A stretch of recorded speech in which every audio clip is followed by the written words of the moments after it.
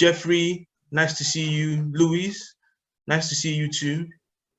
Hope you guys are having a good day so far, enjoying your bank holiday.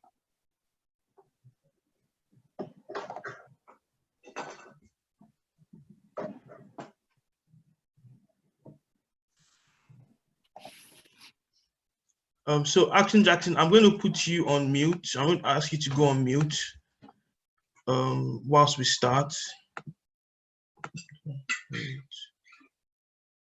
So Laulu, are you ready?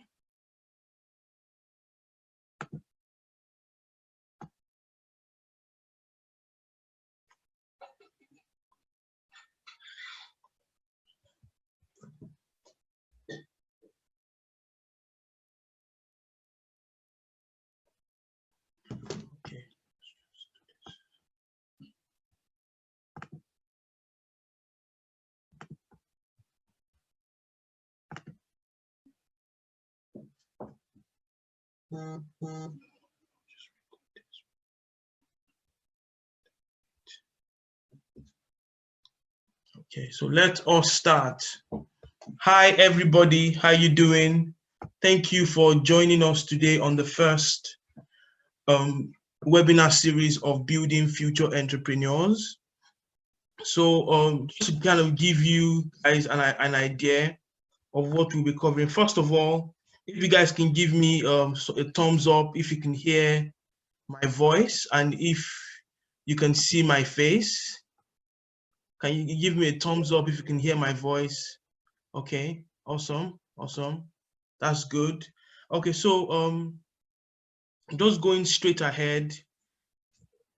Today, the agenda for today's webinar, we're just going to be looking at the background of the webinar itself, why we are doing this and what you should expect throughout the series. We will be introducing the speakers to today's speaker to you as well. And we'll go straight into the main presentation. Then we'll do a question and answer session and then any concluding points. Okay, so just to repeat it, we're just going to do a quick background. I itemize some of the things that you're going to expect. We would introduce the speaker to you so you understand, so you know the background of the speaker and where they will be coming from. And also then the speaker will take over and then we'll do a Q&A session and then conclusion. So if you look at the bottom of your screen, there is you see a Q&A icon there. So if you can use that to ask your questions, and if the speaker needs you to give some clarification as to what your questions are, then we would unmute you and then you'll be able to clarify your questions. Is that okay? So just bear that in mind. But what I would say is that as the speaker starts, please start sending in your Q&A questions and your questions, I beg your pardon. And at the end of the presentation, we will take those questions and then conclude for the day. Okay. So just to give you a bit of background as to why we are why we've started this webinar series. So I've actually had this idea now for quite a while. A bit ashamed to admit that I've had it since 2008.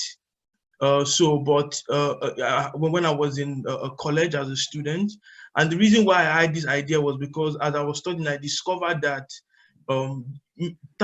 university produces thousands of students, but we're not going to have the demand for jobs is going to far exceed the supply.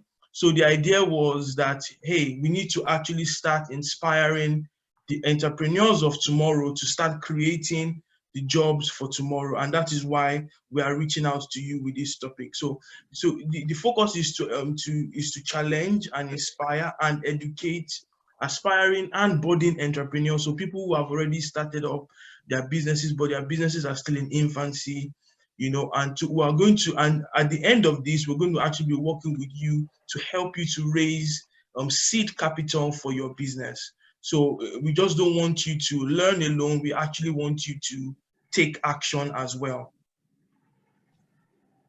So what should you expect? So the topic for today is identifying and building the right business idea. and I'll be introducing the speaker to you in a minute. Next week, we'll be covering identifying and building the right team. The following week, it will be identifying and reaching the right audience. Then we'll also cover on the 15th of June, knowing your numbers and budget control, and also talking about the different ways to raise seed capital for your business. Then we will look at, in the fifth week, we'll be looking at the compliance and administrative side of business. What are the documents? What is the legal structure that you need to put in place? And on the 29th, which is going to be the last week, that is where we are all going to come together. We have seasoned entrepreneurs who are here. Action Jackson, who is already here with us on today, is actually going to be one of the panelists on that day, and you'll be able to ask. So most of the things that we've done, some of the things that we've learned throughout the weeks that we are doing the webinar series, you'll be able to even ask more questions centered around how do we build a sustainable business in uncertain times.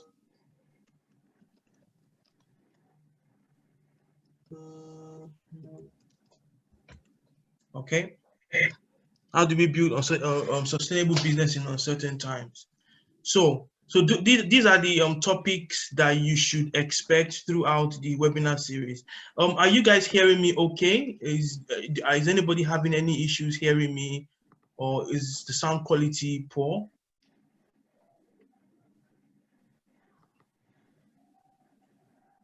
Okay. All right. So introduce the speaker to you guys. So Olaolu is a avid Nigerian who has spent over 8 years exploring various business ideas. And while he is keyed into, and he has also keyed into numerous opportunities and partnerships as well. This has helped him to develop his creative abilities and consumer behavioral analytics. He's worked with his work experience has evolved through graphic and web design, print publication, brand storytelling to digital media consultancy. He's currently the creative partner at Nude XP Limited, a brand storytelling company in Nigeria. He has taught over 1,000 students, professionals on brand storytelling, idea development, and digital media. Olaolu has also is also a lead volunteer at the Orderly Society founded by Professor Yemi Oshibando. That's the if you don't know, that's the Vice President of Nigeria, the current incumbent Vice President of Nigeria. He's also an alumnus of Tony Elumelu Entrepreneurship Program, and I believe that that's the that is the chairman of, that's the current incumbent chairman of UBA. Is that correct, Olaolu? Yes, you're correct. Okay, awesome. So Olaolu is the Olaolu Ogudeji is the chief storyteller at Nude XP Limited. So I'm going to hand over to him now to take over the presentation. Good afternoon, everyone. Once again, my name is Olaolu Ogudeji. Thank you to Olu for this opportunity to discuss with everyone. And let me just start by saying, can you all see my screen, Tolu? Not yet. Oh, interesting. Okay.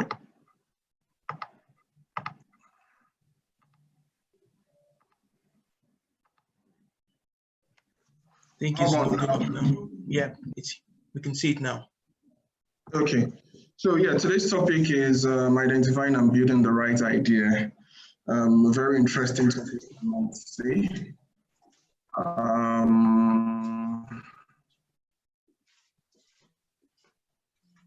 This is a quiz, it's a maze, and I wanted you all, if it's possible, as you can see, the exit point is just to the left side of it, the entry point is on top. How many minutes would it take you to solve this maze, to get from the entry point to the exit point? There's so many twists and turns. It might take some 2 minutes, it might take some 3 minutes, it might take some 15 minutes, it might take some 2 days. And I feel this is how, this is more or less the journey of an idea. which starts from your head and eventually you birthing it out or creating something or making it visible to others. It's a very daunting task. I would say it's very slow and intentional. Slow not meaning it takes years, or no, slow meaning you need to really process a lot of things. You need to combine a lot of knowledge together. You need to sit down, discuss it. Ideas do not just, there is never an eureka idea that just comes and the next day you put it into practice or you execute it. No, and it's also intentional, meaning you have to put your mind to it. So I asked the question, what exactly is an idea? I would say, yes, it's a thought that leads to an action. There's a difference between an idea and the right idea. The right idea is an opportunity. A thought, an idea is just a thought that leads to an action with no end. You might think of an idea, oh, I have this idea about doing A, B, C, D, or cooking something. Yes, but the right idea is an opportunity that presents itself to you, an opportunity that helps you, you know, seize the moment, especially in the business circle. One thing we need to understand, and it's really, really important, is that not every idea is a viable business. You might have ideas, there's several ideas I'm sure we've all thought about, but if we really put it to test, we'll realize that nope, it's not profitable, it's not viable at all. And there's several brands, several experiences which we could do research on. Imagine Pepsi coming up with a new brand or product that is only meant to be served in the morning. So trying to replace coffee, how we take coffee in the morning. Of course, it was a flop. Or an idea of you having a special bottled water for your pets, which sort of contains some carbonated flavored drink or something. But so the idea might sound really good in your head, but no, Big, which we all know for their ability to create really good and durable pen or biro, as we call it in Nigeria, wanted to venture into the perfume industry. That's, you might have, it might be a good idea, but no.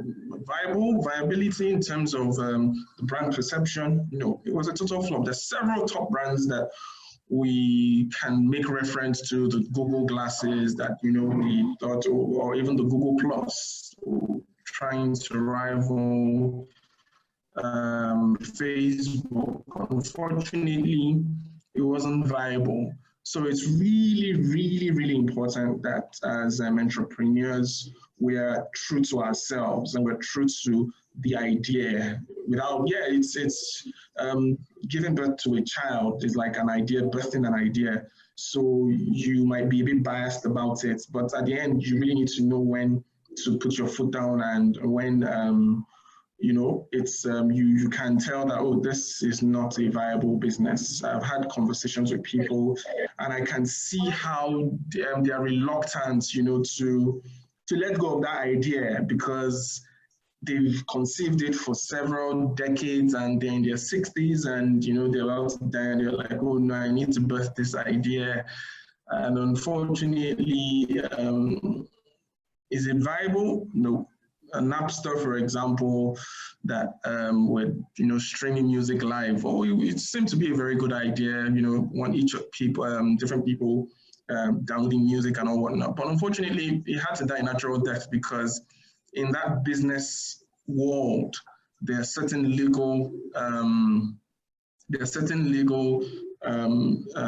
steps you need to take, and they crushed them because they didn't have the license to, you know, distribute music online. Those were other people's works.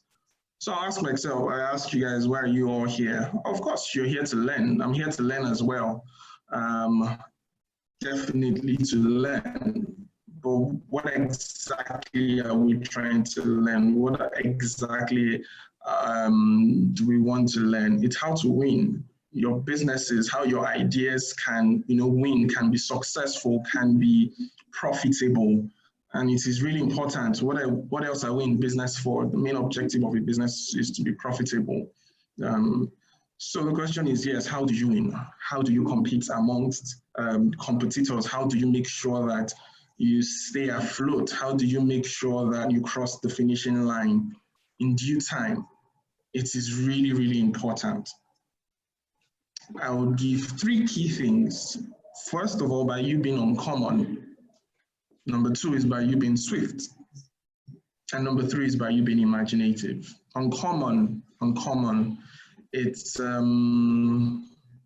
very interesting word, I might. Welcome to Ideation 101.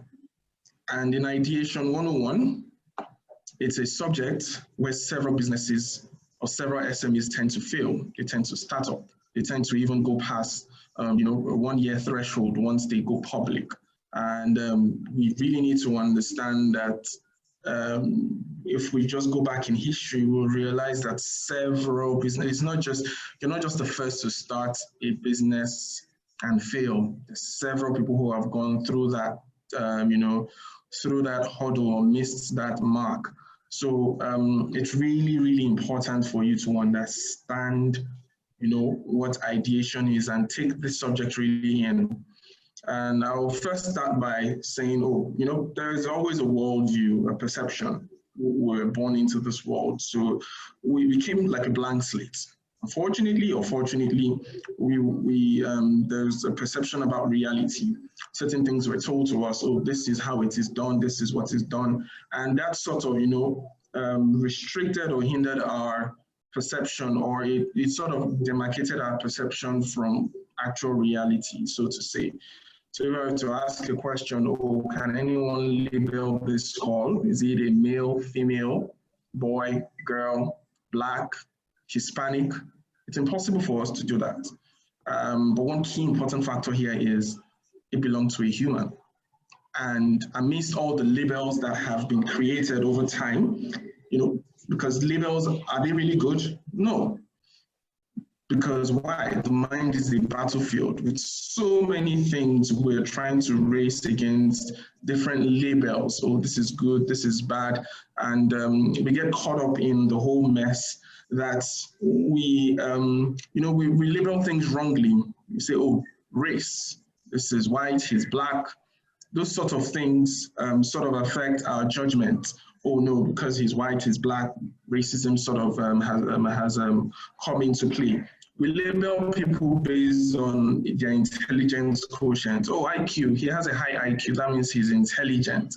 And that label is really wrong, because we've come to realize as human beings, we're all intelligent, but in different ways. I can be creatively intelligent. Somebody else might have a higher level of emotional intelligence. Some people could be very good with in business intelligence, in understanding how to read the market and stock market. So we all have our own side or our own version of our own intelligence. So labeling someone or using that as a yardstick or a medium to, that label that, he has a higher IQ, that means he's more intelligent. It's really, really wrong. Even in terms of religion, labeling business, and as a businessman, you're going to cater to different people, different sects, both Christians, Muslims, Jews, both white, black. So if you are stuck in that label world where you cannot, go beyond your scope, then it's very, very impossible to, to thrive, because the world through digital, through the internet, has become a global village. So you see, nationality as well. I was still speaking with my wife some days ago, and if you look at the map of Africa from the top view, maybe an airplane or something, you realize the continent is a map, but there's no demarcation between 2 countries, Egypt, Nigeria, Cameroon. Everything is just bare land. But because these labels have sort of come into play, it has affected how open-minded we are. And why I'm saying all this is because you need to have an open mind. You need to be a creative person. For you to be in business, you must be creative. Creativity is not just limited to art. It's also limited to opportunities. It's also limited to business intelligence. And you need to have an open mind. And that's one key thing for you to be uncommon. Because remember, I mentioned uncommon.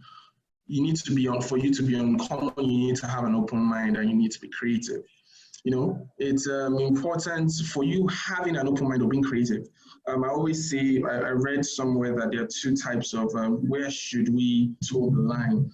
Is it in the area of generalization or specialization? Specialization is, you know, is a vertical downward stream where you are just known for one thing and one thing only, and you are stuck in that one thing. Meanwhile, generalization is you have an idea of various topics. So it's possible for you, you know, to have conversations about sports, about music, about science, about novels and different things in different industry. Now, for you to be uncommon, for you to, because once again, we're talking about business ideas, for you to be uncommon and for you to really do well, it's important that you have a generalized experience. You might be, you might be a chef, but imagine if you also have an idea or an experience in the photography world. Imagine combining those both of them. Of course, your pictures will stand out because those are the things that people look out for. So as I said, having a generalized experience is really important. So you must not be stuck in one particular way and say, oh no, look, I'm just an IT specialist and this is all I know. All I know how to do is program and you're writing codes. No, sometimes you just need to step back and, you know, learn how to make a shirt, which is one of the things I'd like to learn, you know, just to learn about making it. It's not like, oh, I want to go off, venture into fashion. No, it's important to venture, as in, you know, have different experiences in different industries. That is how should I use the word originality or innovation sort of thrives, where you can take one idea from one industry, merge it with another idea, and boom, you've created something really different. Because that is how you can really be uncommon. And we ask ourselves, okay, so how different is your business idea? Oh, I'm in this business to do A, I'm in this business to do B. What makes you stand out from other people? How is your business uncommon? And if you can't really answer that, and a lot of us as entrepreneurs really fail at that because we just focus on the functionality of the business or the idea. Or I also want to start, what example would I like to use? Yeah, I would like to have an Uber business, an Uber app, but it's just going to be for staff members of companies. Okay, wonderful, but how is that different from Uber? Because you just, you know, picked a particular interest or audience, streamlined it. How exactly? So it's really important, as I said, it's really important to answer this question. How different is your business? And one key thing you need to do is you must not follow convention. Do not go with labels. You must stand out. You must be different. You must, you know, there's a saying that it is better to be a big fish in a small pond than a small fish in a big pond. And that's just how it is. It's just very simple. If you are a big fish in a small pond, you are in control. You are the market leader. You can grow the market. You grow it at your own pace. You are the king. You are number one. And in anything, there's another saying that I'll always be in anything you do, no matter what, always try and be number one. Why? Because never be number two. Because the number ones are the ones we reckon with. We like the market leaders. They're the ones who, you know, we pay as customers, we pay homage to. So if you have not positioned your idea or business to be different, and you still follow convention, you're going the way others are doing it, how would you stand out? How would I notice you? There's so many. Right now, we're bombarded with ads in different forms, shapes, and dimension. On your phones, the adverts, at least you will see. On TV, you step outside, the billboards, everyone is trying to talk to you. The only things you really notice, because our attention span, according to some scientific studies, our attention span has really diminished. So right now, in 6 seconds or less than 3 seconds, we can get a particular message and it would stick to us. But, you know, there's too many things that are distracting us now. So except something stands out among all these pencils, we can identify, oh, the red pencil because it's red, because it's different. It's not following convention. So I would always say create a new market or redefine it. So every idea you have, it will definitely belong to a market, an industry. So it's either you create a new one or you redefine it. Redefining it, as I said, create a new market or redefine it. 20 years ago, nothing like Netflix existed. They decided to create a new market. Yes, streaming online, you know, even 30 years ago, who would have thought, oh, YouTube would have been, even the platform we're currently using now as well, Zoom. If you were to ask a target audience, a potential customer in 1995 or 2005, that, oh, what do you think about having a virtual meeting and all whatnot? Most people will be like, oh, no, I don't get, I have to see the person, I have to see him in person, how would it work? So, so it's important for you to identify, be able to identify or create a new or market you find yourself. I'll list 3 examples. Okay, Tulu wants to start a dry cleaning business. Already, that market or industry is the dry cleaning industry. Based on the label dry cleaning, you have already, or we have already limited the potency or the ability for this business to, you know, to stand out or be different. Because when you go to a dry cleaning service or an office, a dry cleaning office, most likely you will find, well, in this part of the world, most likely you will find a receptionist, you know, a rack, maybe at the back of the receptionist, of people's clothes in a transparent nylon at the back office. That's where all the washing and ironing and everything is done. What's the business model? A customer comes, drops their outfits or clothes. They are given a date to come pick it up. They come, boom, that's the end. You now want to start that. You have several people who are already doing that, and you decide that, oh, you want to venture into that industry as well and create it. Okay, yeah, if I do an analysis, at least there's several people here. Well, now there's a self-service dry cleaning business where, oh, you just go put in your coin. Well, in the developed countries, you have that, except for, you know, very sophisticated fabric. Also, advertisement. In the advertising industry, you have several people who just, you know, they want to start their own digital marketing agency, and they just say, oh, I'm a digital marketer, or I want to start this in the advertising industry. Because of that label advertisement, you limit what you can do, you limit how you are perceived. Also, you say, oh, someone else decides, oh, I want to start up a makeup business, or I'm very good at, you know, contouring people's faces. I think I would like to start up a makeup business. That idea has been streamlined because of the existing industry. You know, in my language, native language, they say the name actually defines the content. So they say in Yoruba, so it's important that when you decide and choose to stick with your the industry, you have already limited how potent that industry, your idea can be. So yeah, we have dry cleaning, advertisement, makeup. Let's change the dry cleaning industry to something else. So what if I say, oh no, I'm sorry, I'm no longer, I'm creating my own market, my own industry, and it's called the fabric renewal. And what that means is I'm not just doing your normal dry cleaning service where you give me your fabrics and I give you a tentative date to come pick it up. No. What if a button is missing and that button is really special or it's very scarce? Could it be that I could also offer that service? Yes, I can.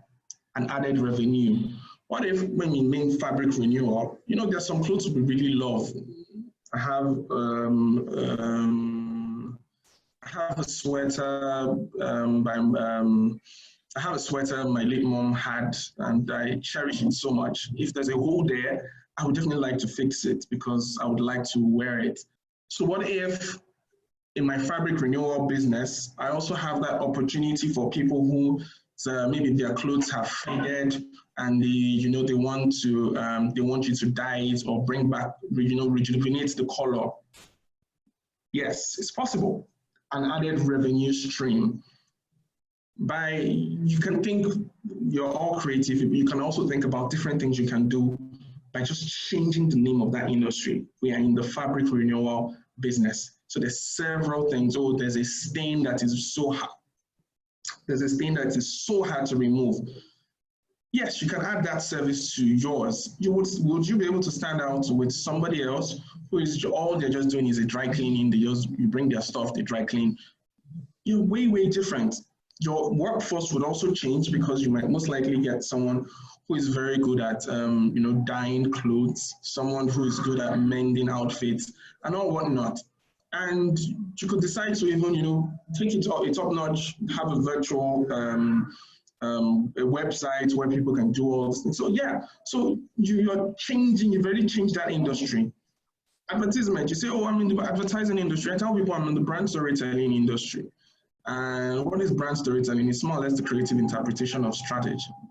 And at the end of the day, what exactly does advertising do? It's about storytelling. That's how it is. Storytelling has been since ages. All that has just changed is the means of the communication, of passing the message across. For the cavemen, according to Darwinians, the cavemen, they were all writing. They needed to communicate. They needed to tell stories, and the best way they could do that was by drawing. Before they even, I'm sure you're aware of the Homo habilis, Homo erectus, Homo sapiens. Yeah, they drew things they saw in real life. Oh, I saw a cow. They would draw something close to it. That's another form of storytelling. Eventually, they developed language where they could talk and, they put syllable words, alphabets together, symbols, and pronunciation came into play. And now, storytelling has advanced. It has gone from just reading books to movies, to cartoons, to 3D. So things have really changed. So I'm not just here to sell. I'm here to tell a story. And people are more, interested and they're more engaged when they are being told stories, and it sticks. So if I say, oh, I'm in the advertising or advertising industry, I would really get it wrong because I would just do the same thing other people are doing. Third, I say, oh, makeup, I want to do makeup. Makeup has already restricted you. But what if you say, that's just examples I'm just giving, but what if you say, oh, I'm in the SPICEUP industry? What does SPICEUP mean? So we're not just making you up, we are spicing up your life. Because yes, you do makeup on occasion when maybe they need to go to a special function or engagement. But what happens? What if they go there and they don't know how to dance? Is it possible that you are that SPICEUP company that you take someone from 0 to 100, teaching them etiquette, teaching them how to dance, making them up, teaching them how to groom their hair. See, you've created a difference. So when you just say makeup, you've just restricted yourself to just contouring faces. But when you say, oh, the SPICEUP, we've taken it a top notch. And that's how it's important for you to look at things, for you to define or redefine the market, or even create a new one. So I always say, I've always had this issue about people who talk about brand, because your idea is a brand. your whatever business you want to do, if you do not define the brand properly, then you are doomed to fail. And that is just it. And for me, this is my own definition of a brand. It is a promise, 3 keywords. It's a promise ingeniously designed from its purpose that has a unique experience crafted from its personality. I apologize, 4 words. Promise, purpose, experience, and personality. So the first keyword here is your purpose. What are you in this business for? If you do not have a defined purpose that even your employees can see and they can understand and assimilate at a goal, there's going to be chaos. And you know, sometimes, so your purpose will most likely define what your promise is. Your promise statement is something that constantly resonates to your across board. Now, your personality, because every brand, every business idea, it has a personality. You look at the top brands, there's a personality they follow. There's an archetype, most of them do or have. So if you do not have a good personality, if you haven't, because the brand is human, so to say, your business might be even you. Your business idea might be you, becoming an artist. That means you definitely need to have some personal branding done to make sure that you do not go out of script or out of character. So it's from those personalities that you are able to create an experience. Experience is what you see around, or what you can see, what you can feel, what you can taste, what you can touch. Is a particular personality, and most likely these personalities are what the employees, what you as a person will imbibe. Until you go to Disneyland, for example, they all have different personalities, but they have a promise. It's a magical place, and you can see a Mickey Mouse. Guess what? Mickey Mouse, the Mickey Mouse you see today is not the Mickey Mouse. It's the same Mickey Mouse, you will see tomorrow. But there are different people who wear those costumes or outfits, but they stay in character.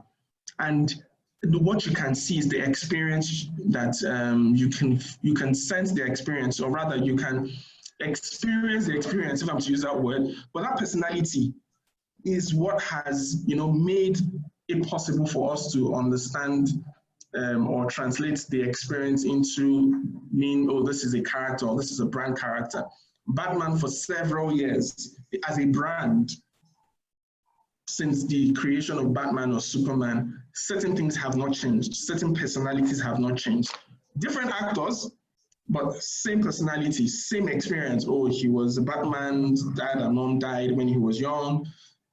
He was afraid of bats, eventually, blah, blah, blah, blah, blah, blah. Superman, kryptonite. So it's important to define your brand properly, and everything starts from your purpose. And I've come to realize that is where a lot of business entrepreneurs, SMEs, get it wrong. This is a typical example of what we usually do when we say we want to write our vision and mission statement. We say, oh, our mission is to be, and this is real. This is what I got from one of the internet service providers in Nigeria. Our mission is to be Nigeria's premier internet service provider, most admired for its customer experience, professionalism, reliability, flexibility, responsiveness, innovative products and services, and exemplary corporate citizenship. As a creative person, can I translate this into something believable that even the employees can even understand? No. We put big words, bogus words, because, we're an encyclopedia, or we are very good at Scrabble Go. We score 500 points on Scrabble. We believe that, with big words comes big, you have to use those words, flexibility, responsiveness, professionalism. I'm sorry, it doesn't mean anything. The service is still crap. Your customers are maybe just with you because your network is better in their area. If another person comes with a lower tariff plan, they will jump ship. This is an example of what we usually do. So I said, what if we change this core purpose and we create something more believable? Here's a refined version. Our core is to easily take people on a voyage into a virtual world where we help them achieve limitless possibilities by encouraging the use of their imagination. Remember, I said it's an ISP company. It's an internet service provider. And what do we do on the internet? The internet is a virtual world. So they easily take us on that voyage where we travel into a virtual world, and they're also helping us achieve the limitless possibilities by encouraging the use of our imagination. So with that, it is more believable to say, interesting, okay. So what should the logo be? Nice, the logo might be, a space shuttle. Okay, nice, I like that. So what are the brand elements? How can we, in terms of marketing, how do we market this? How do we, okay, maybe marketing, perhaps we can just have, an astronaut just, walking into a mall, and people are taking pictures, they're wondering what is happening, or there is a balloon-like a spaceship, a spaceship-like balloon tied to a car or like a rocket. And those are little elements that you get to build, because guess what? A virtual voyage, you can now stretch it. As a creative person, you can now stretch it and say, I can interpret this into this. Okay, so they're taking us, this is a voyage. Oh, okay, nice. Oh, it's more believable, much more believable than the previous one. Most admired for its customer experience, professionalism, reliability, flexibility. All these big words for your ideas, and at the end, nah. So it's important to refine your core purpose. From that purpose, I've already spoken about the personality of the brand, which is going to be what? An explorer. And that's why I used an astronaut, for example. And I'd already defined what the logo option might be, to everything all synchronizing together from this purpose. And you can always let people know, look, you are always, I think you can create your promise statement from that. Then your experience, as I said, elements, brand elements you can use, space shuttle, balloon, an astronaut, just different things. And it's possible to just create over and over and over again. And, so it's also important that every business idea has a need that it's meeting.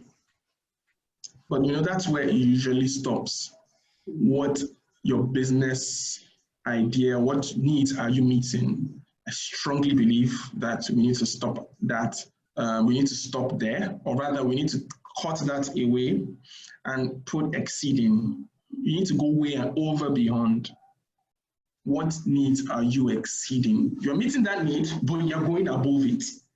Because if you are limiting yourself to, okay, I'm just meeting this basic need and that's all, somebody else is going to come and do that and meet that basic need as well. Might even be a cheaper one, and that's when you enter the price war, where you have to go low and low, and eventually your production costs outweighs your profit, and you're out of business in no time. So it's about thinking about what needs are you exceeding? What are you doing what intangible benefit, if I'm to use that word? There are always two things an idea or a business always gives people, both the tangible and the intangible. When I mean tangible is, I have a car. I got a car, it moves me from point A to point B. But intangible, I own a Ferrari. Just dangling that key alone, it sends a signal that I'm a successful person, that I'm rich, I can take care of myself, I am attractive. Girls would really want to flock over me, or, and most times when you have things like that, you will not want to put it in your pocket. No, you want to, put it in your hand and just spin your hand, or put it, or just hold it, or just put it on the table just for people to see, because it has given you just beyond the basic need, which is transportation. No, it has taken you a step higher, which is, it has boosted your self-esteem. So whatever idea you are thinking about, if it can't exceed that need, there's going to be a serious consequence because you'll be in it. And, you know, it's really important. And there's something called the Maslow's hierarchy of needs. A very wonderful pyramid. I heard it has been updated, but I always look at it and I'm in awe of how they put together our needs. Below you can see our physiological needs, which is breathing, food, water. So if you decide, I just want to, start a water company and all I'm just offering them is just water. Or food, people are coming to my restaurant, I'm cooking, I cook wonderful meals. If that is all you are meeting, if that's all the needs you're meeting, then you won't be there for long. Safety is the next one. As you can see, physiological safety, love and belonging, esteem and actualization.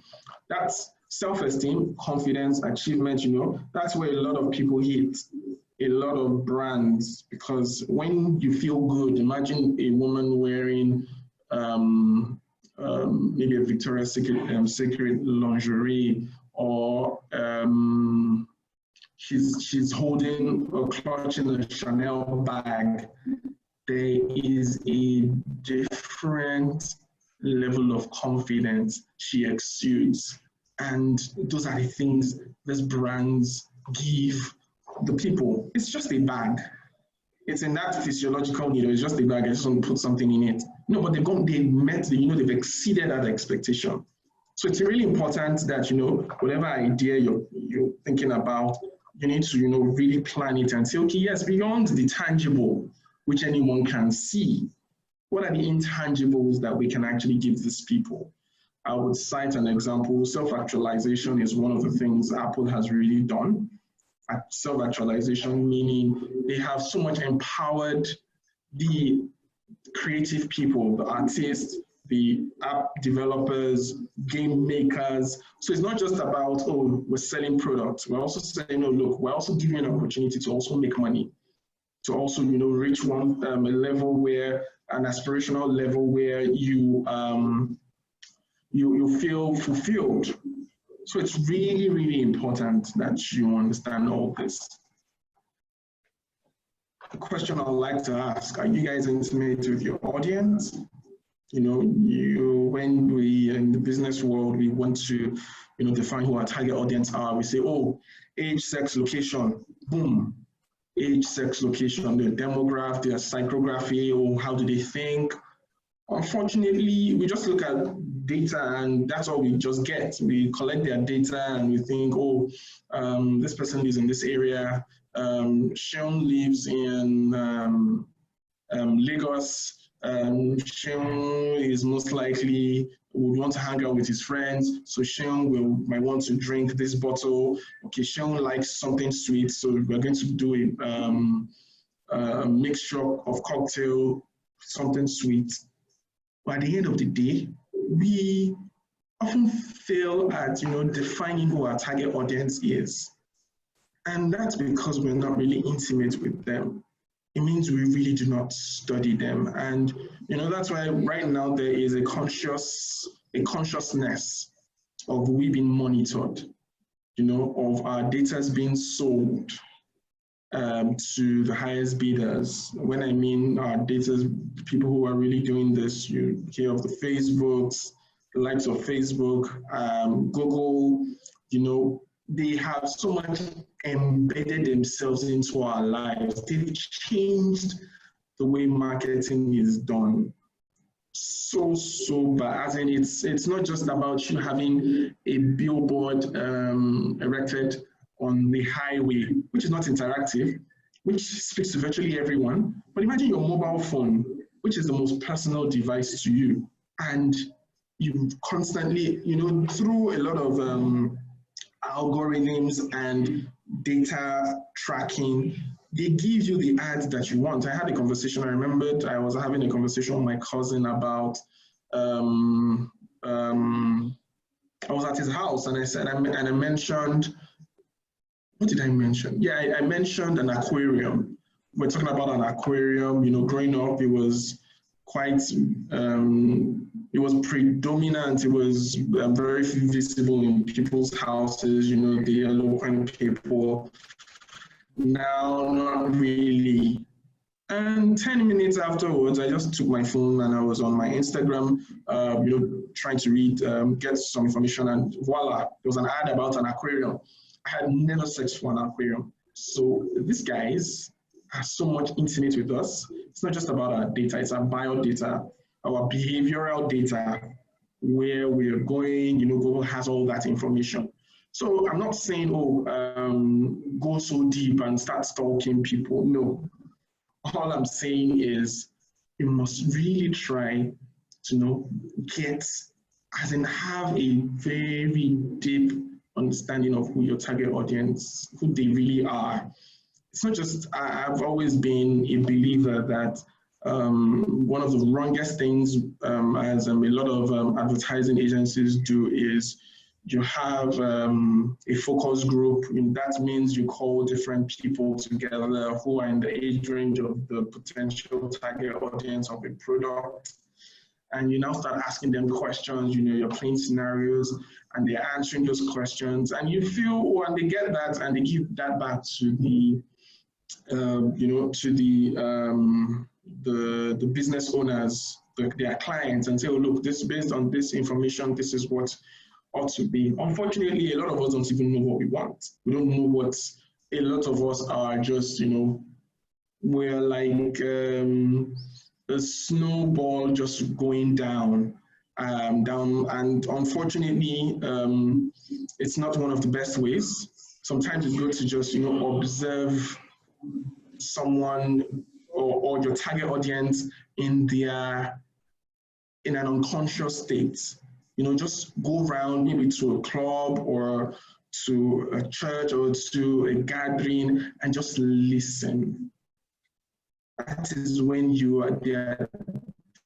It would actually reveal to you a whole lot more than when they know there's a mic in front of them and you want to, you know, get as much information as possible. So oftentimes people create, because we do not really understand our audience, we create ideas for ourselves. So the idea is in our head. It's just like someone, right now I can, you know, bang the table to a particular beat. No, I can hum to something and it's in my head. I know the song. Well, I might not even know the lyrics, but I know the song I'm humming to, and I'm going on and on and on. Unfortunately, this person beside me has no idea what I'm singing. That's how our ideas are most of the time. It's so ripe in our head. It is so perfect. You know, we've already structured it in such a way that it can never fail. So we've designed we've created our ideas, our business ideas for ourselves, not for our target audience. You know, we put ourselves into it, and it's understandable because most business owners imbibe their personality into their brand, into their idea. You have an example outside, so you have the Virgin brand, whose Sir Richard Branson's brand, personality rubs into that Virgin brand, you know, being adventurous, being daring, you know. Steve Jobs, his personality of how he loves perfection, how he's attentive to detail, rubs off on Apple. So different founders, you know, they sort of put or imbibe their personality into the brand. But it's important to know that, oh, this is a business and I'm going to be selling this business to other people. So you must take into cognizance that you don't create ideas for yourself. Google Plus created, there was always a joke then that Google Plus created the app for just their employees, because going by the user experience, it was awful. In the likes of the fact that we're trying to compete with Facebook, really messed them up because they invested tons of money in it. Well, it wasn't successful, but yeah, they got out of it. I know now they're trying to compete with Zoom, how Facebook, you know. So it's important, as I said, that we do not just create ideas for ourselves. So then for me, when you are doing an idea formation, and I mean when you are taking whatever idea you have to reality, there are 3 components you need to cross. There are 3 important things you need to get. Your idea has to have those 3. And if it doesn't, then it won't last for long.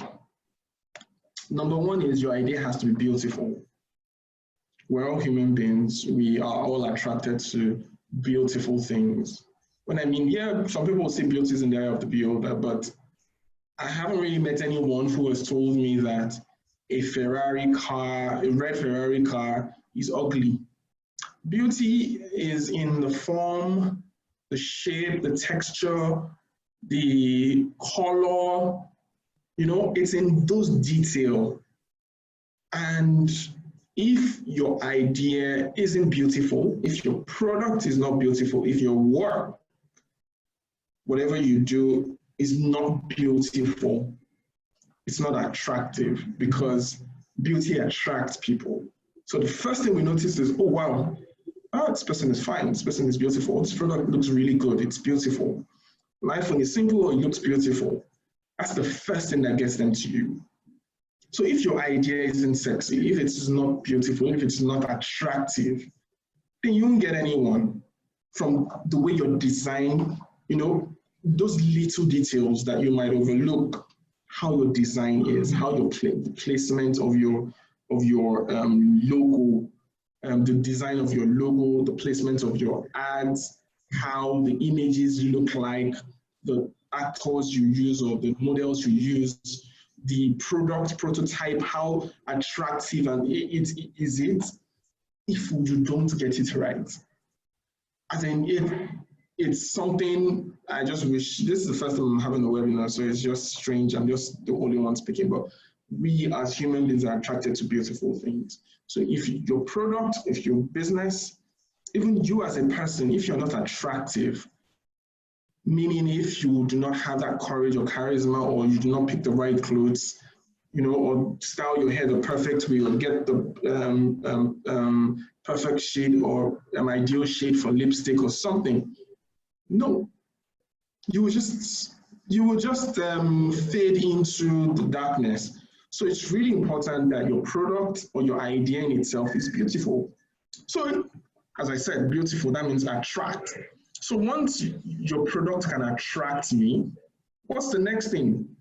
Functionality. Is your product functional? So I see your product from afar, I see your idea from afar, I go forward to look at it, then I look at the functionality. So is it functional? Is it something, oh, it's beautiful, oh, nice, okay, let me test the functionality, let me see if this thing really works.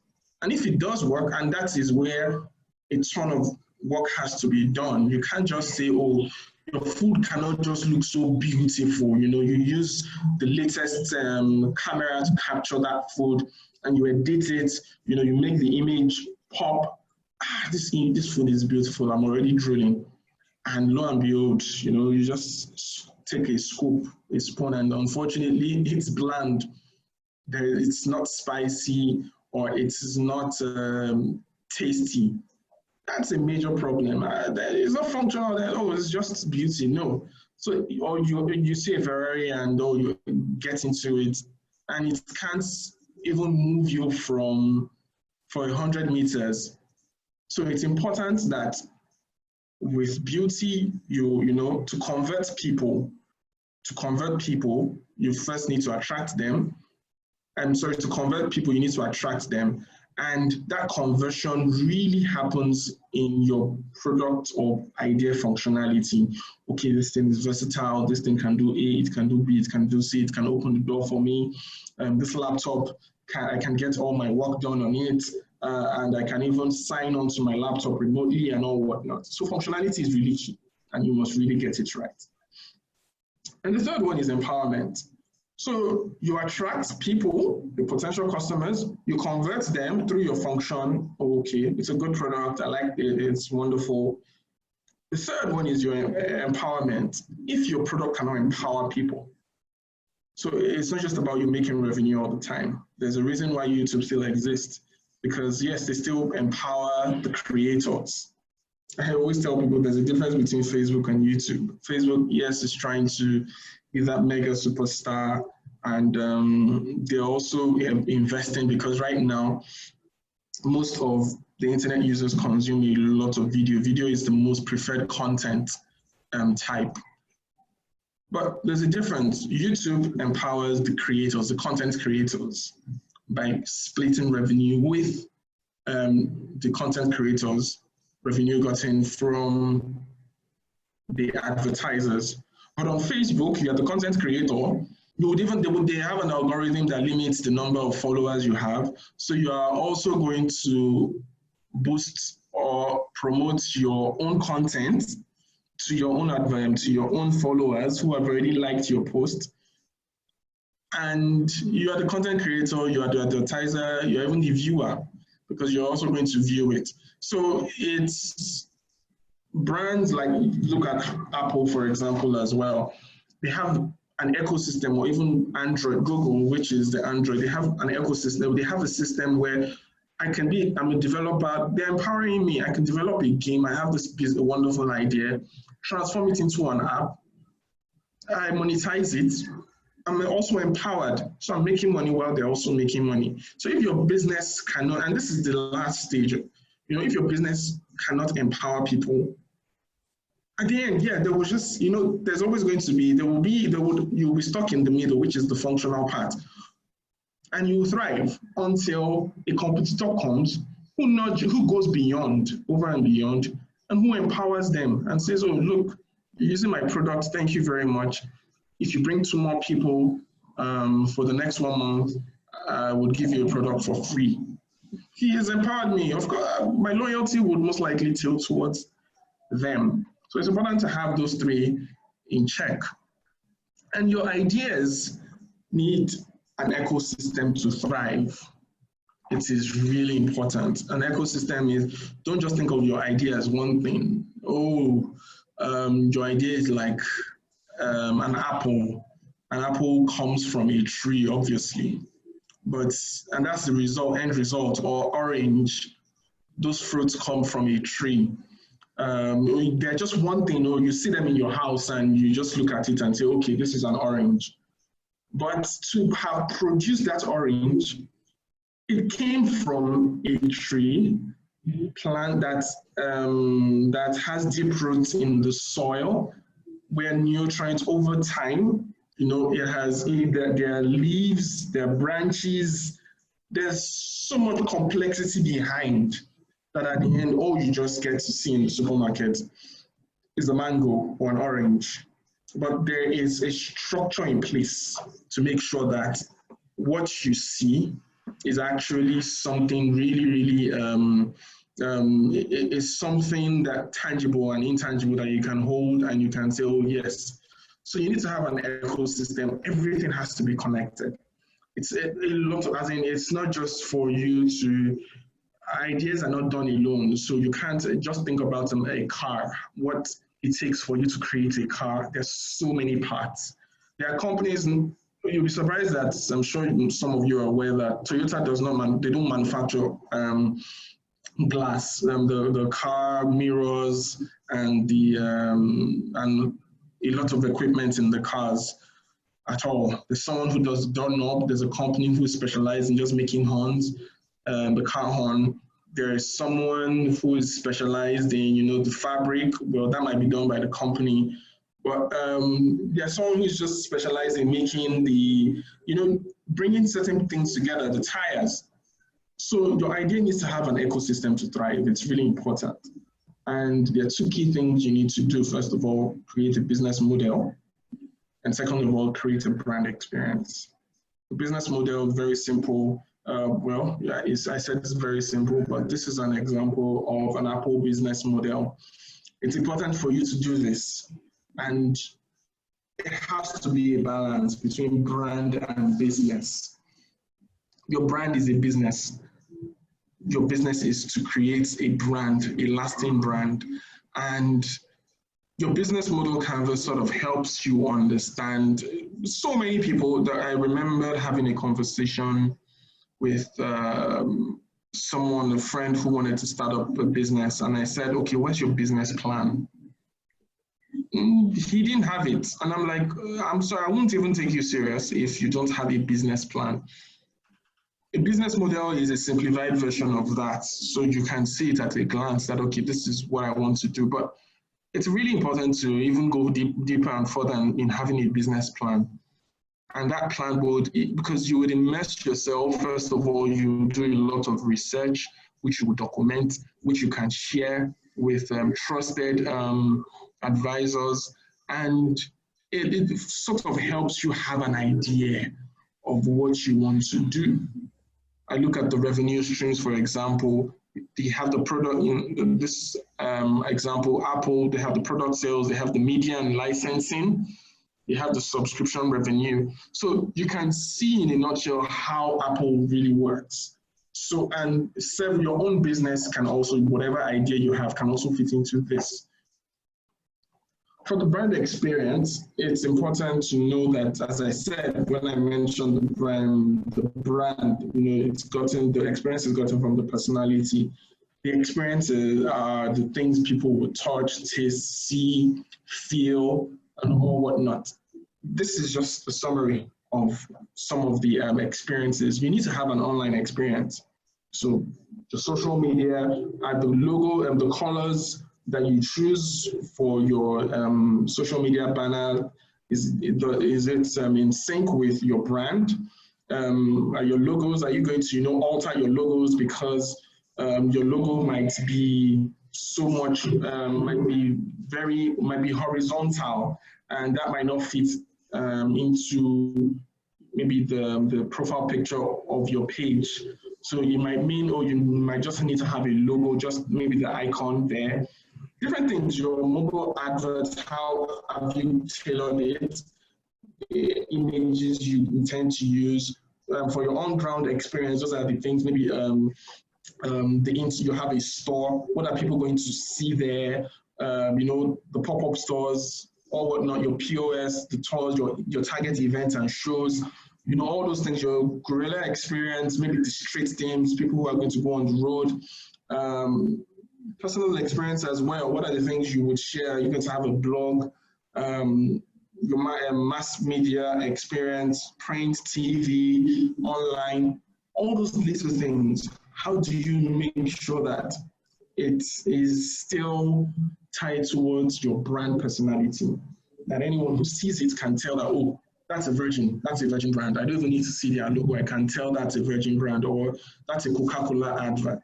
So it's important to have those two. You have your business model and you have your brand experience. You spread everything out so you can actually see. It's sort of your mind mapping. So you can actually see all these things from an aerial view. Yeah, someone's going to speak about this, but it's also important. Yeah, you have great ideas. In building them, you need to have the right team. It's really important.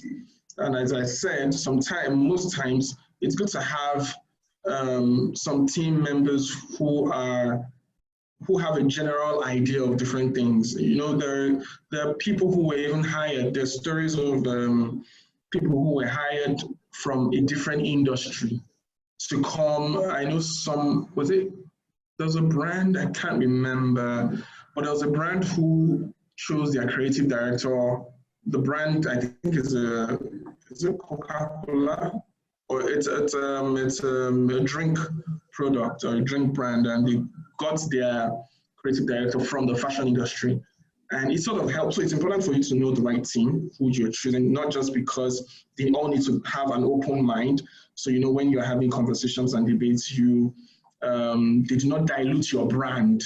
They do not just let's just do it like that. Let's just use this picture. No, but it doesn't really tell. It's not a good quality, but no, for cost's sake or something, you decide to just let that go.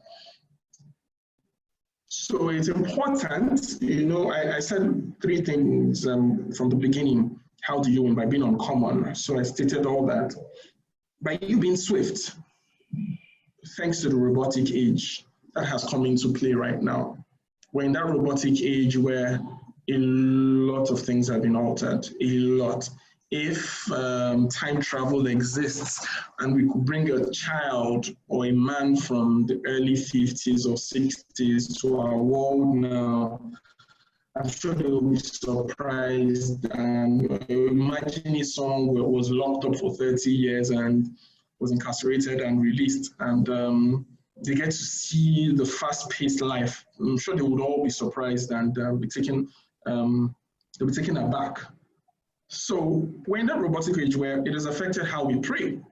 It has affected us in different ways. It has affected how we pray. It has affected how we protest. You know, we call some people Twitter warriors right now because, you know, they just go on Twitter and rant.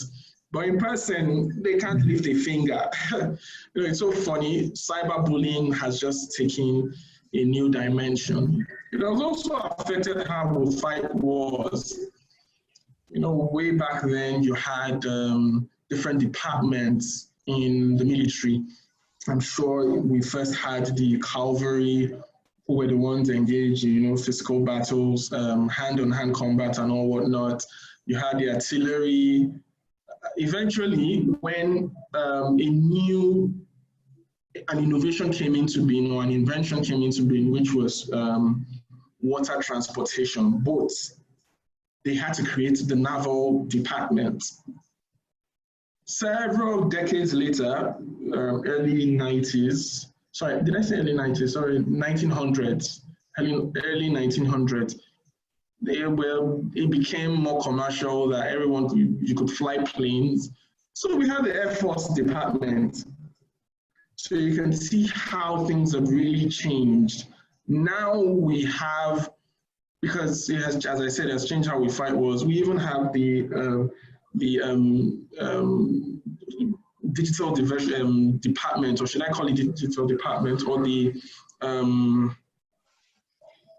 well, I think you understand what I'm trying to get at. There's an arm for just, you know, digital warfare, and where, you know, espionages are done, just a bug, you write a code, a program, put it in an app, and boom, send it to a country like Syria or Japan to just target their nuclear plants and all whatnot. So different things have changed. The robotic age has changed a lot, how we fight wars, and it's even changed how we will survive. It's affecting how we will survive. There's so much depression right now. Just imagine if your internet,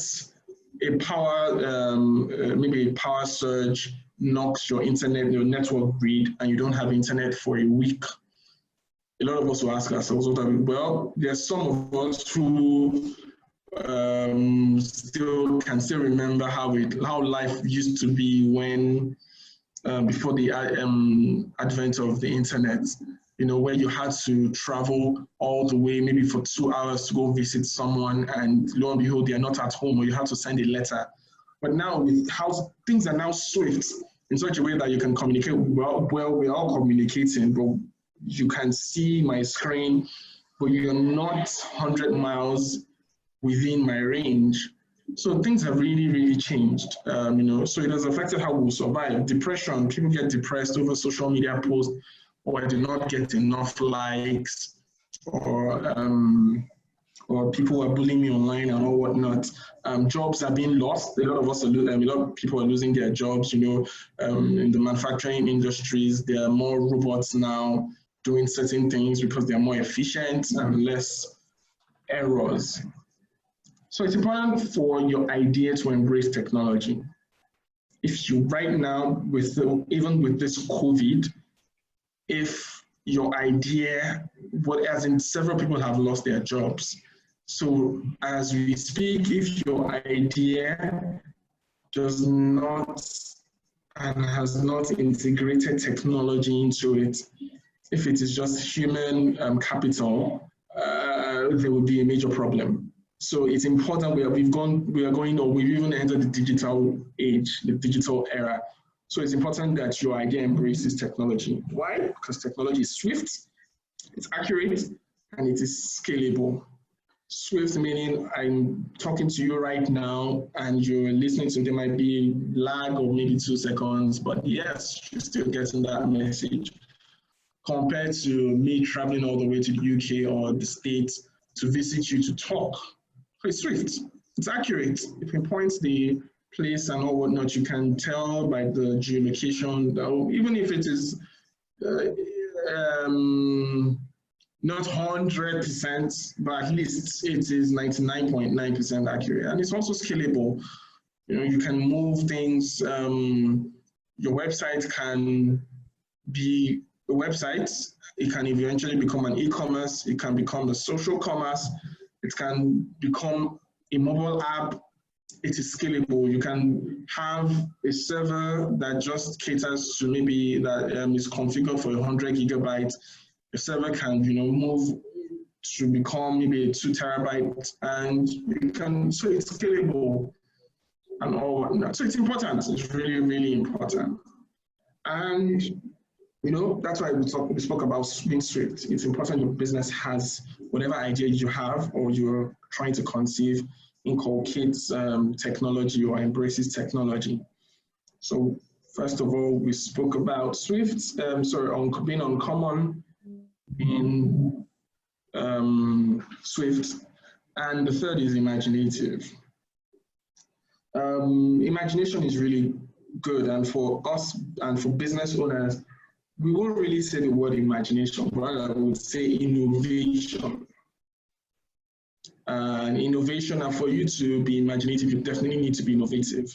And I've always come to studying the history of businesses and their industries. There has always been a paradigm shift. It always occurs. Something happens. An asteroid might strike the earth, or there might be a flood, and only those people who were, you know, could perceive or were innovative enough or were imaginative enough to you know, sense that there's a change coming, and constructed, you know, an ark. And even the animals who decided who were willing to do that, there's always a paradigm shift. Something happens. In the 60s, you have a maybe a 200 kilogram of a structure or a product that is only just 500 kilobytes. Something, a big ass machine that can fit your room and is maybe just 500 kilobytes or 1 MB. Now, just maybe slightly bigger, it's not even as big as your thumb. You have a micro SD card that is, have I seen 60 gigabytes? Yeah, I have. I have seen 60, I've seen 120 gig. Things have changed. Technology has gone in an exponential rate that we can't even imagine. So there's always a paradigm shift. Something happens in every industry. Before there was no Facebook, it was high five. Before there wasn't a Google Mail, there was no even, we didn't even send emails before. It was postal, through the post office. Before, there were no electric cars. There were not even cars, heck. It was, we were all just moving around with, on horse carriages and all whatnot.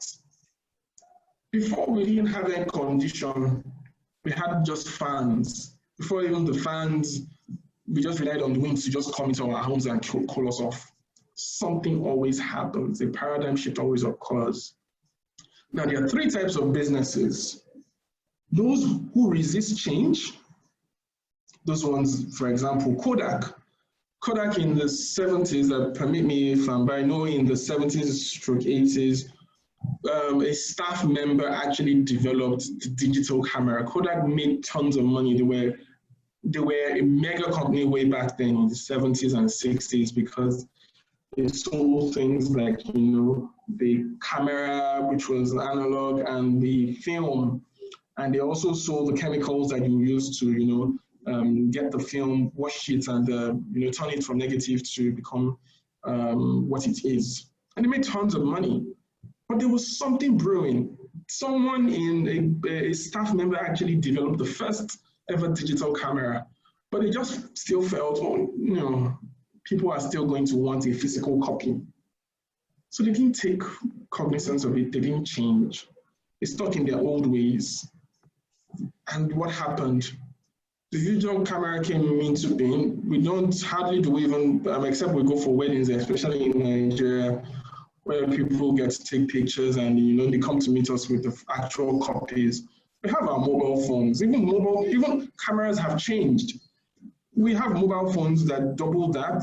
You have your mobile phone doubles, or your smartphone doubles as a camera, as a laptop, because you can send emails and all whatnot. It doubles as a post SMS. Sorry, did I say SMS? It doubles as a postal service, because you can send messages to people. Their phone numbers have become their postal code.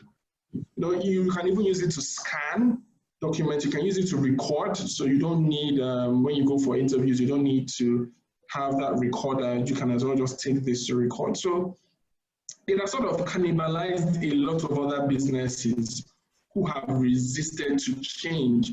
Just imagine Kodak had transformed or had piloted the digital camera age, and they even went a step further to create an Instagram. Their business would have survived over time, but unfortunately, they resisted to change. So right now, COVID-19 has just shown people right now that if you're still doing things the old way, it's possible for you to still be productive and let your employees work from home. But if you're still stuck in, everyone has to come, you have to clock in, and that clock in system is still the analog one where you have to maybe put your thumb, maybe press a button, or you have a card that you have to put inside and all whatnot.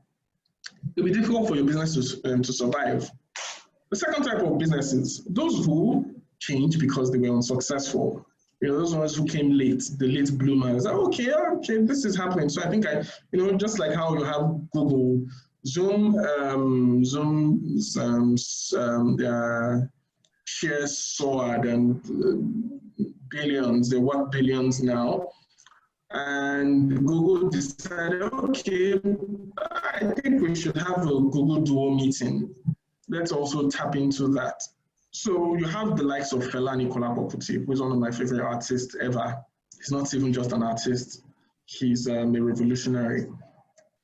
I would have never imagined a Fela Nicola Bokuti, well, if not for YouTube, singing rhythm and blues. That was his original music genre. And was he successful? Nah. He had to come back. He realized, oh, this is not it. He realized it. And he retraced his steps, came back to Africa, went to Ghana, met up with, I can't remember his name, was it Paul? No, not Paul Allen, sorry. Met up with someone else. And guess what they did? They created their own markets.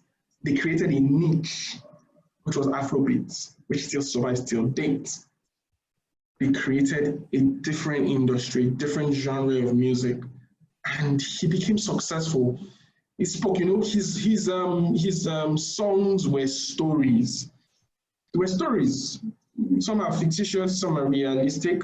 Stories of the struggle of the Nigerian government, the struggles of Nigeria, the Nigerian people, military area and all whatnot. And he became a success, as in people who did not, and he sang in Pidgin.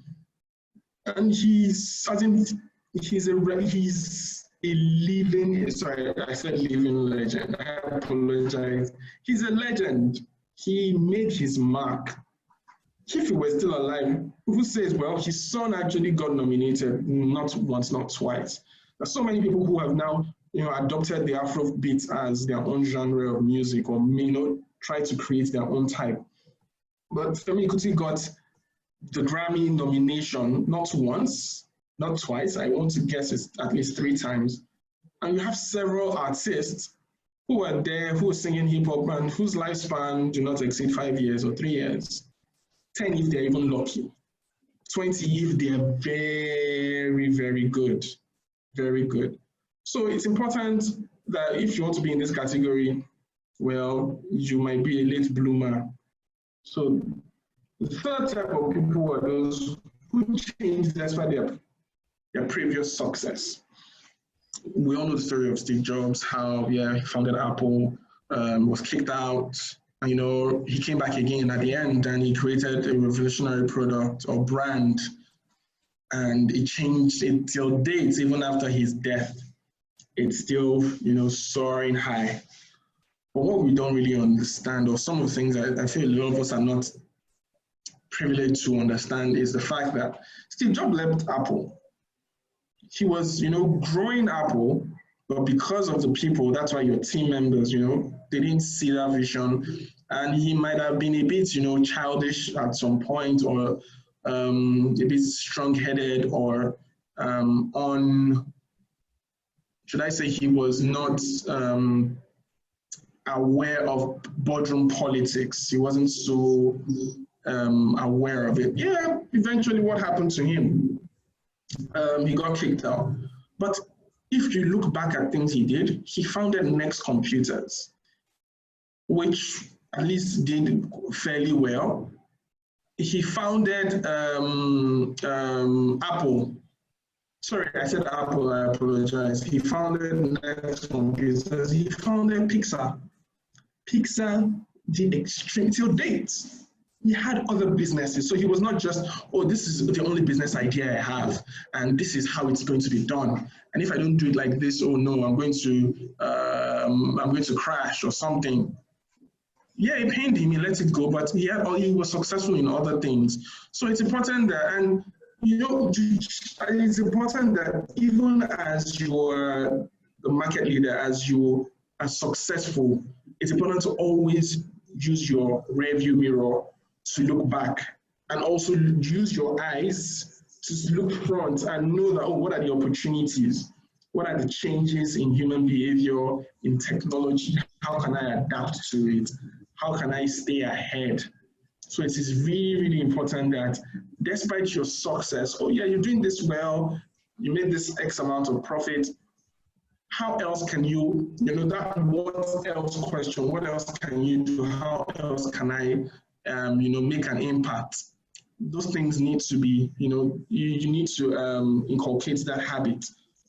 So by being imaginative, by being innovative, it always leads to you outgrowing your competition because you are constantly innovative, your sustainable long-term success, and yeah, profitable changes in your organization because you are innovative.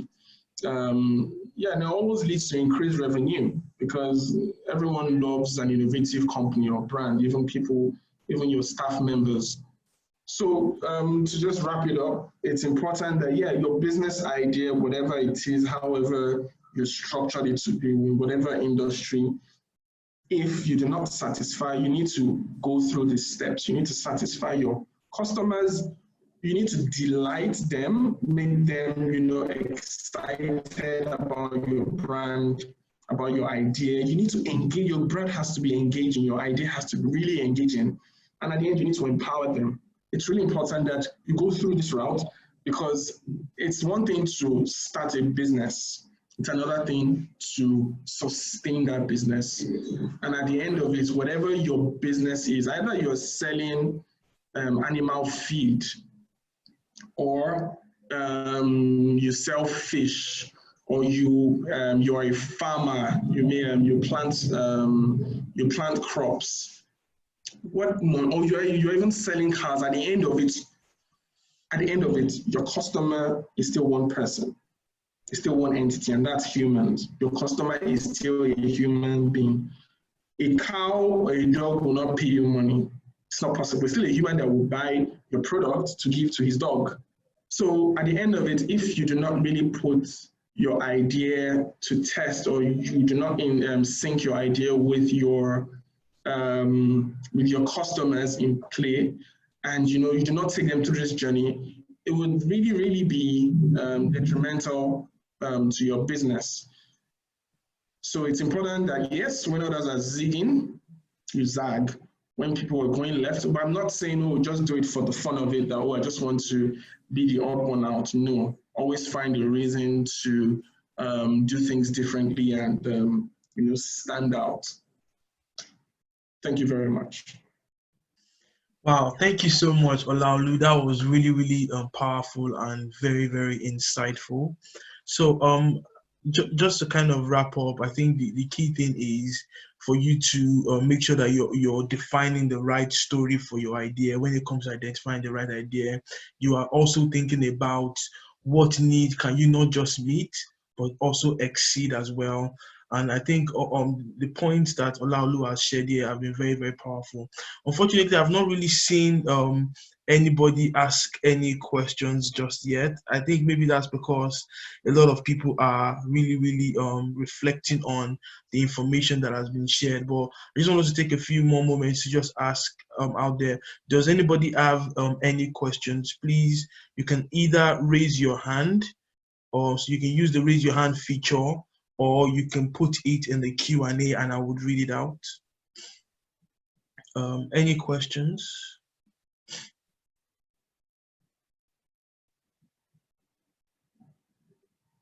Okay.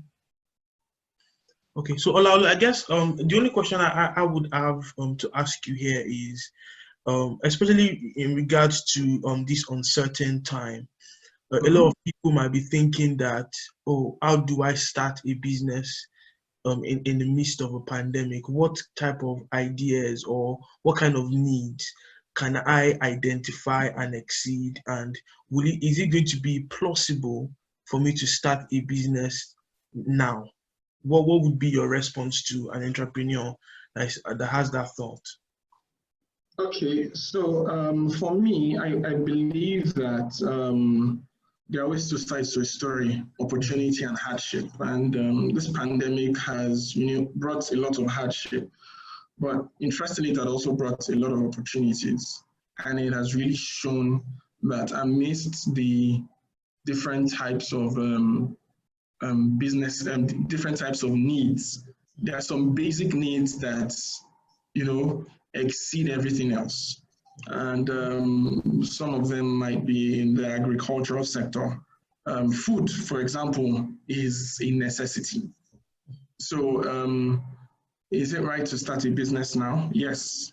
Do you really have your thoughts put together to make sure that you come out on top, to make sure that you do a due diligence?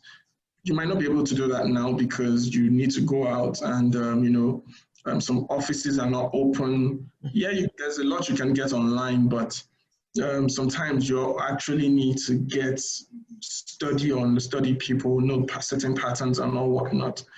So that might not be feasible at the moment.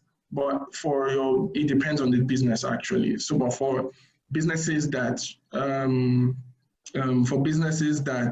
are more in the virtual space, well, it's possible to do some form of, research to know who are the likely or target audiences and how well put together your business is, and who are the potential team members, to put in the mix so that you create something really compelling. So it's a question that I would say, there's never a right time. I always hear this: done is better than perfect. It's better to start something.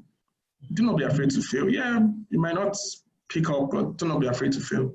Start something, and along the line, you get to learn a lot. And that's how ideas are really developed. It's not the first step you take. No, it's about the continuous process, and you get to learn as much as possible and fine-tune your ideas. So yeah.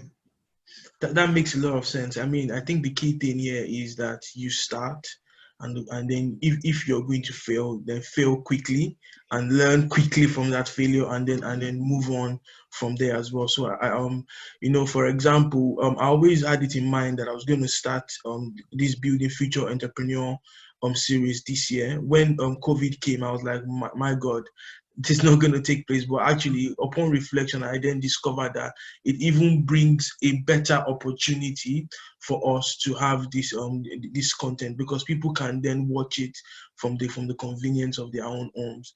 So please don't allow, I think, just bringing a bit of biblical perspective to it. The Bible says that if you watch the weather before you sow, you wouldn't sow. So don't worry about the climate. If you have an idea that is not just for yourself alone, but and I guess that might actually be a second question: how how can we, even though, like you said, Richard Branson always carries it, most of the brands that we have seen, their founders always carry their personality into the brands or into the ideas that they've developed. But how can an entrepreneur kind of separate themselves away from their own thinking to kind of put themselves in the shoe of their target audience in order to develop the right idea? What would be your recommendation to the entrepreneur listening now? So I think it's a very tough one. It's a very, very tough one to do. But once you constantly practice honesty, I feel honesty has that element or attributes that it further helps you, differentiate between something real and fake, and you are honest enough to tell yourself that, oh, look, I don't think the people will behave this way. It's also, so honesty is really key for the entrepreneur to be honest. Also, it's about, they call it, when you, is it affective empathy? When you try to mirror, like you dissociate yourself from your own reality and you imbibe the reality of, so it might even be, so I'll cite an example. I worked in the election in Nigeria, especially in the federal government and Rivers State, to really think or create the campaign story. I had to go personally, I had to remove all the shit and I had to, roughen myself up and go on the streets and sit with people. I had to do that indirect research of the audience to get what they are talking about. So, I remember I said, oh, listen to people, not when they are all composed and they know you are listening, but no. So it's important to, dissociate yourself and just listen to the audience and see how much information you can get from these people and throwing into questions. It takes constantly, it takes practice to really get to that. It's not you can't just stand up one day and decide, no, I'm going to be this. No. And you also, if you are not so versatile, then yeah, it's important to have people as well who are on your team, who their core expertise is to gather data on your target audience and break it down into snack bits that you can execute, or you can you can what's the word, interpret for your business strategy. Oh, awesome. So we have another question here. So with the speed of change, with the speed of the change of our world experiences, what advice do you have for brands that may need to reinvent themselves many times and very quickly each time? So yeah, go ahead. So is it the same question from Rose or do you from Yomi Odikoya? So with speed of our changing world experiences, what advice do you have for brands that may need to reinvent themselves many times over and very, very quickly? Well, it's for one thing to realize there's a honest truth, and that truth is we are going to die one day. So, oftentimes, a lot of brands do not have, succession plan in place. But even as entrepreneurs, that okay, I want this brand or business to outlive me. So we are the Lord and Master. We control everything. And with this whole pandemic, and we've just come to realize that there is that reality right now that it is important to be very fluid, have a fluid, as I said, an open mind. Because things are set or done, change is very difficult, especially for we Blacks. It's difficult to change. Oh, this is a route I go all the time. I need to divert. No, there's a diversion on the road. It's going to take longer. It's going to inconvenience me. But as a businessman, even if it is, it's one thing to have that fluid mindset where you are able to notice certain things, and that is why you have some departments. Well, for big organizations, you have the research and development, R&D department, and you have those who forecast certain things that this event is going to happen. and you have to adapt. So I do not really think you need to change your brand DNA or your personality of your brand. I do think you need to change the approach in which your business operates. So if your business has been maybe 90% operational in how you having a physical store, why not take it into half and decide to have a virtual store and invest in maybe logistics?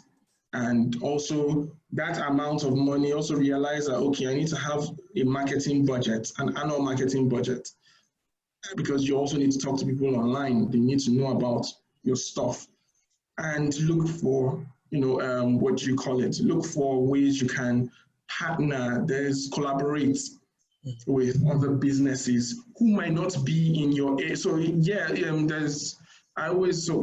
things that I'll just wrap up. Brand stretching, and brand stretching is where you do different businesses, but you can all tie everything together. An example is Apple. Apple do phones, they do mobile phones, they do Apple Watch, they do they have the MacBook, they have iPod, they have the iTunes. Brand stretching is everything is still under the same umbrella. You can sign into an Apple device. You can have one account that is already synchronized to everything. But you have other people who do, should I even call it brand stretching? They don't even do brand stretching. They just, and that is where they go into other businesses that are not tied to their original brand. I'll give an example, Samsung. Mobile phones, they do TVs, they do fridge, they do general electronics. Are they all tied together? Does it affect the fridge if their AC is not really cooling? Would it affect the personality and the perception of the brand? Is it all tied together? No. So it's important that you look for ways that to survive, to have several revenue streams. Look at other places you can make money, but at the end, it's still tied to what your brand really stands for. And that will not change. But what would really matter is knowing, changing your business dynamics. That we need to do this, A, B, C, D, E, and all whatnot. Yeah. Okay. Thank you so much. So let's just go to the next question. How do you balance taking agile approach to building your brand and making sure you have done due diligence? As in, do I need to wait until everything is perfect before starting, or just start and refine as I go along? Okay, so brand building is not a 1 month, or it's not a 100-meter marathon or dash.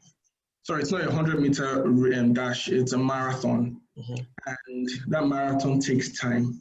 I've seen several people who have gone online, they created a brand in that business circle. So for them, their own brand is create a logo and just put a catchy word to it. And, they go to purchase or purchase an Instagram account. And you notice, they have over 50,000 likes, 50,000 followers on Instagram. And you see them posting like their products. And at the end, you should look at the metrics. First of all, probably they have less than 50 likes. And you can tell from the onset that these are not your real audience, your real target audience. These people don't even understand what your brand is, or you don't even understand what your brand is all about. Brand building starts from 0 follower to 1 follower, to 2 follower, to 3, to 4, to 10, to 100, to 1,000, to 20,000, to 50,000. Now, when you go through that, when you start from 0 to 1 to 2, it is for you to also develop a way of getting a feedback mechanism from your customers. You might be calling them to say, oh, please, I just wanted to ask, hope the delivery was nice, hope they were polite and all whatnot. Check up on them, customer service, excellent customer service, going beyond that, just exceeding, as I said, not just meeting their needs, you're exceeding their needs. And how would you know? How can you tell? It starts from referrals. There's some businesses, I don't even know where, there's a brand in Nigeria that started as far back as 50s or 40s. They call it Aboniki. This stuff, I don't see no adverts, no billboard or anything. And there are no visible marketers. But it is so popular and it's based on referrals. And that's one of the ways you can actually tell. You can actually know that, oh yes, your brand building is paying off. When word of mouth, because that's much more believable than you advertising. There's a difference between advertising and public relations. And when someone identifies your brand, they can tell, oh, I know this is what your brand stands for. So when you have done all that, then it's possible, there are certain things you need to have before you even venture out there. Brand building, first of all, you need to have the brand strategy. That is a document that encompasses what your brand is all about. So how I really do it for my clients, I break it down. There's a research part, a research analysis where your industry, research, industry, everything is done. So you have all those documentations. Your brand strategy, it breaks down what your brand is all about, the DNA and all whatnot. You have your identity manual, your brand identity manual, the look and feel of your brand. So if your brand were to be placed on a black background, this is what it's going to look like. If it is on a white background, this is what it's going to look like. On a monochrome, this is a certain format. So you can tell on social media, this is how your brand is going to be posted, designed and all whatnot. So you know that there is consistency across board. So in a way, yeah, you don't really need to wait until everything is perfect. But can you do those little things? Can you do research? Now you have DIY. So can you do research on, okay, how do I build my brand? What are the key steps to take? So once you've done those little things by yourself, or maybe you have a friend who is also knowledgeable, once you're able to put them together, it's just, done is better than perfect, but at least put certain things down. Make sure that you highlight all your points. Make sure that you have documents, not just on the laptop or in your head. Write it down so that even if the potential, there's so many people who they can't have potential investors because they do not have certain documents. Even about their business plan, they don't have it. Even about their revenue, how much they make, breaking it down, they don't have all that. So even if you're making hair, even all you're doing is making hair, and you're accountable, you're putting all that down. So you can start now, but it's knowing what you need in the business, in the financial part, in the brand building part, in the business strategy part, knowing, okay, these are the things I need and these are the documents. So just in case anyone comes, I can present all these things and say, look, all I do is make soup every day. I cook and people come, they order, but I've documented everything and I know this is my plan. These are the other opportunities are there in the market. Okay, I need to go into this in the future. Then you go on shows like, I'm taking your time, but you go on shows like those reality shows that, is it Den or the Dragon's Den? You can answer those questions because you have everything. You will tell them, you bring documents, and it's more, you're a business person. So yeah, it's you can start, but know what you need to have.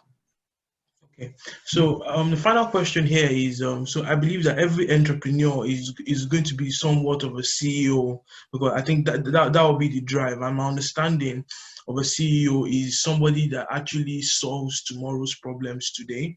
So what kind of a mindset do entrepreneurs need to have now in order for them to be proactive problem solvers so that they don't come late to the party? So for example, one of the things that has made Apple very, very successful is that they are trend creators. They are not following the trend. They are the ones that are actually creating the trend, and everybody else in the space is trying to catch up. So what kind of mindset do entrepreneurs need to start developing now in order for them to be trend creators in their industry? If you do realize that most of the top tech CEOs have a particular personality or opinion about life, they're quite open-minded. And it's one of the key things is the top priority on the list you need to be open-minded, and you must not, restrict yourself to what you were taught in the university, because theory is different from practical. And you must be open-minded because you would learn on the job. There are so many jobs that, yeah, you can have all the theory in the world, but when you touch, the practical, when you do your day-to-day business, then you can find certain loopholes and you learn. So, but if you're not open-minded and you feel, no, there's always something they say, culture is strategy for breakfast anytime. You go, imagine a company, multinational, going to different countries, to start up. You would know that Axe is not called Axe in America. I think in UK, I think it's called Lynx. But in America, it's called Axe. In another country, it's called something else in China.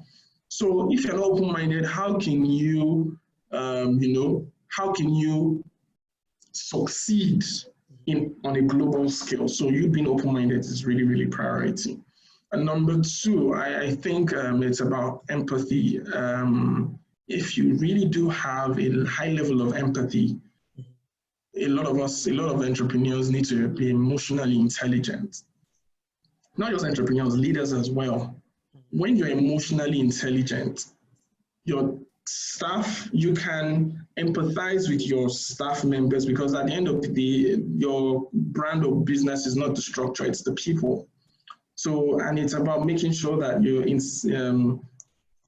giving them certain incentives that, make them loyal, because or else you might lose people to other places. So you must have emotional intelligence. A high level of emotional intelligence to also deal with customers out there as well. And I believe you must be very, open-minded, be fluid, but have your own personality, know what you really want to achieve and stick to it. And then be stubborn. If I'm to use something bad in a good way, be stubborn. Like, don't give up. It's not easy. Not every one of us are going to succeed in whatever business we'll do. Even the top companies have failed, they flopped. As I said, Google, almighty company, Google Glasses was a flop. Google Plus was a flop.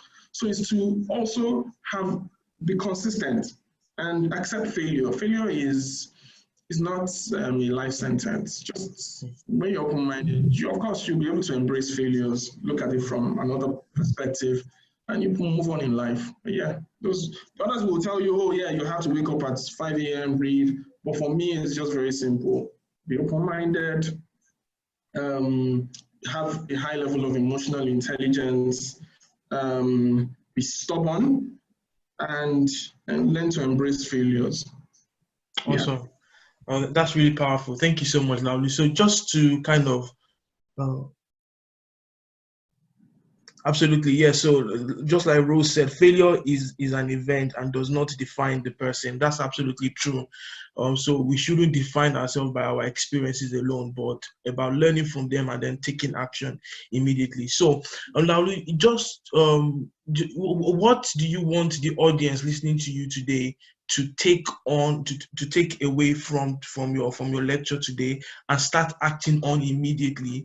And for people who want to stay in touch with you, how can they reach out to you and connect with you? All right, what I want, I would love, so as I prepared for this, I also learned a lot. So, and I'm also, as I'm saying it to everyone, I'm also telling myself that one key thing here is we must, I think I said it again, or I will say it again, we must be open-minded. We must be able to look at things differently. Yeah, we see hardship, we see COVID-19, but there's several opportunities, several. I missed an opportunity, January. I was still telling my wife, I had a Chinese friend who sent me a message about face masks and said, oh, do I know someone over 3 million worth of 3 million face masks that he's trying to get across to Nigeria. But so I missed that opportunity. And when I say I missed it, imagine if I had invested and had bought the face mask. given a distributor, because I won't sell it, but I redistributed it or maybe sold it to the government or something at a better price than what I bought it, because that's business at the end, is to make profit. So, but we see the hardship, we don't see opportunities. There are opportunities around us. So it is to just, have an open mind to just key into those opportunities, look at things differently, look at the world differently. And one word or one statement that will further help us is when you ask yourself, what else? So that else statement, what else haven't I done? What else can I do? It sort of helps you, probe deeper and see things. Okay, what else? Okay, this is here. Okay, what else haven't I done? What else have I missed out? When you keep asking yourself that every day, you are able to, scale into that world of being innovative, because you see things and you see what is there and you see what else can be there. I'll give an example: a glass cup. Everyone sees, okay, so for example, yeah, this is it looks like a glass cup, but everyone sees, when I say, oh, this is a glass, everyone thinks it's a glass cup. It's a glass cup you drink, maybe tea. What else can it do? What else can it be? That is where you're innovative. Oh, they've turned it to a candle holder. You can decide to, maybe put your toothpick or your toothbrush. You can change anything, that's what innovation really is. What else? When you make those statements, you see things differently, you see opportunities and hardship and all whatnot. So yeah. Awesome. So I think, yeah. My website is newedxp.com. My email is olaolu@newedxp.com. I'm always open to collaboration, because that's the future. Collaboration is key. So yeah. Awesome. So I'm going to send everybody a recording of this video, and also Olaolu's details as well, if you want to reach out to him. I do encourage you to do so, because that's the whole purpose of the webinar. Especially you might need help with developing your business canvas, the idea maps, and also your business plan as well. So I think it will be a very, very good resource.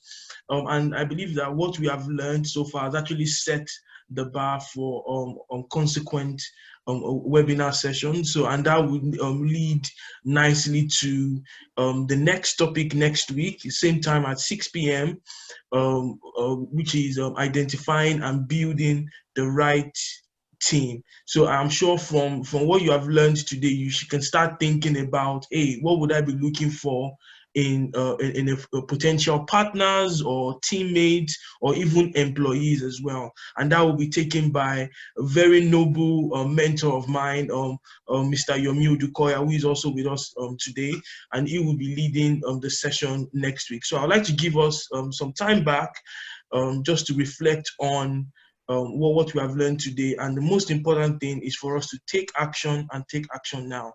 Thank you so much, and see you next week. Bye-bye. Cheers. Thank you, everyone.